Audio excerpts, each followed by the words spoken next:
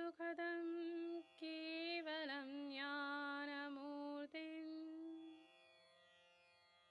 द्वन्द्वातीतं गगनसदृशं तत्त्वमस्यादिलक्ष्यम् एकं नित्यं विमलमचलं सर्वधी साक्षिभूतं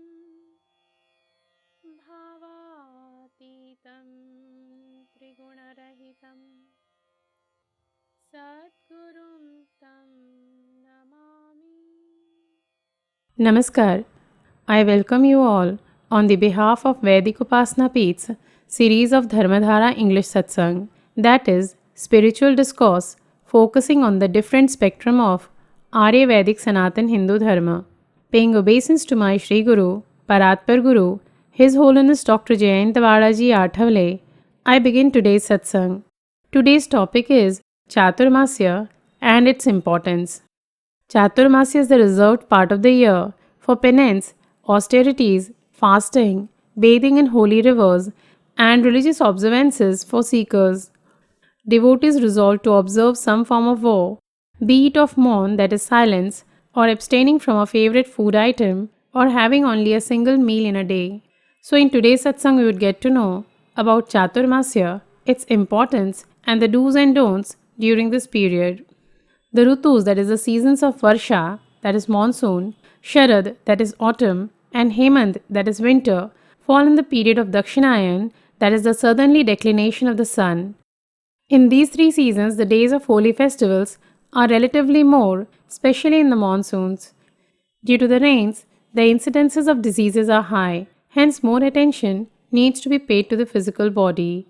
The holy festivals result in occasional fasts and consumption of sattvic food, in addition to some restrictions, especially to a certain extent, on outside food. According to spirituality, lesser availability of sunlight in the rainy season increases the strength of the germs causing diseases, thereby increasing the Tama component. This increase in Tama component is harmful for us, hence to counter that, we need to increase our Sattva component. As the common man, due to their indulgence in worldly affairs, avoid qualified spiritual practice sincerely throughout the year, hence religious festivals help in increasing the Sattva component. Also, the period of Dakshinayan is otherwise unfavorable from Sattvikta point of view.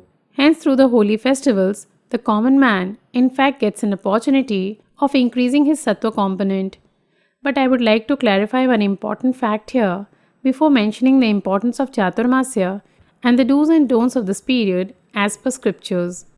Please note that the seekers who are already into Upasana Kand, that is mental worship, which means doing regular chanting and offering services to a saint's mission through body, mind, and wealth, are already into a higher step of spiritual practice, hence can avoid following the observances of Chaturmasya and continue with their regular spiritual practice.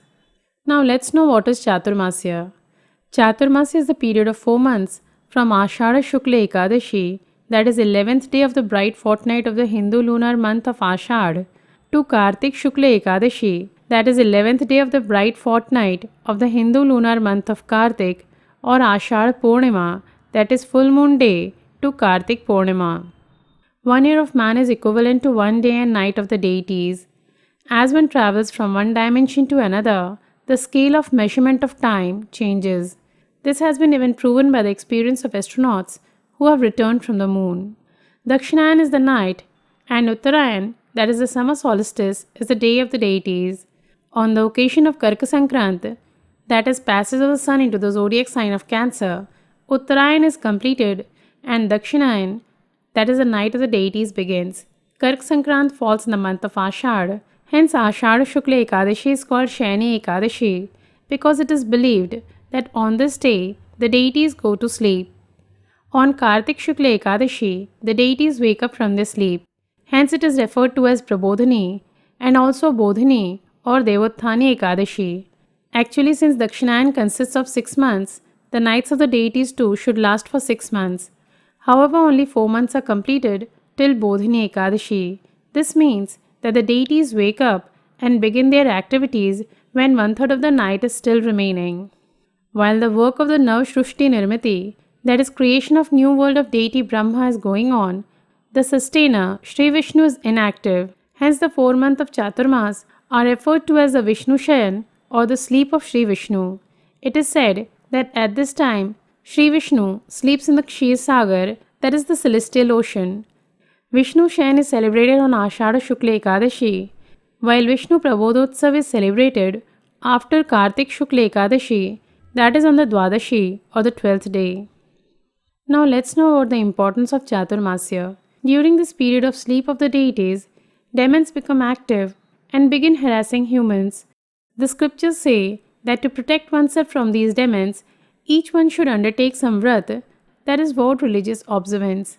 A scripture's quote says, Varshikans Chaturomasan Vahyeta Kena Chinnara Vratena na Chedapnoti Kilmisham Vatsarodbhavam, which means every year during Chaturmas, we should undertake some vrat, otherwise we'll incur the sin of Samvatsarodbhava. That is, one would miss the opportunity to spiritually progress in that particular year. Now let's know about the few special characteristics of Chaturmasya. Because the rainy season falls during this period, the appearance of earth is different. And travelling is difficult because of peak rainy season. Hence the custom of undertaking Chaturmasya Vrat while stationed in one place became prevalent. During this period, our mental state also undergoes a change. Various systems in the body, such as the digestive system, operate in a different manner. With due consideration to these facts, it has been advised that foods such as tubers, brinjals, tamarind, etc. be forbidden during this period.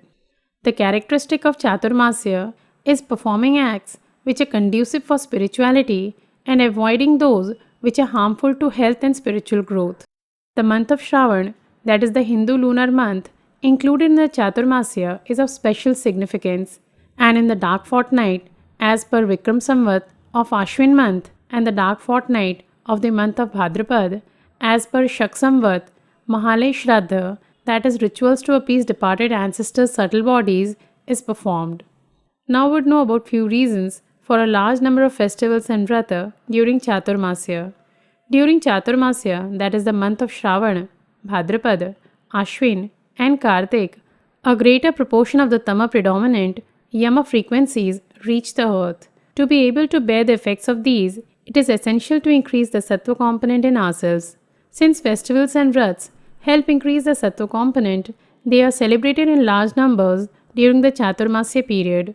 In his research, Professor W.S. Koigner, gynecologist at Chicago Medical School, found a greater incidence of uterus-related problems in women, particularly in Bharat, during the 4 months from July to October. A vrat should be undertaken in the 4 months of Chaturmasya. Hence, common people who don't practice sadhana or spiritual practice throughout the year with consistent sincerity undertake vrat during Chaturmasya.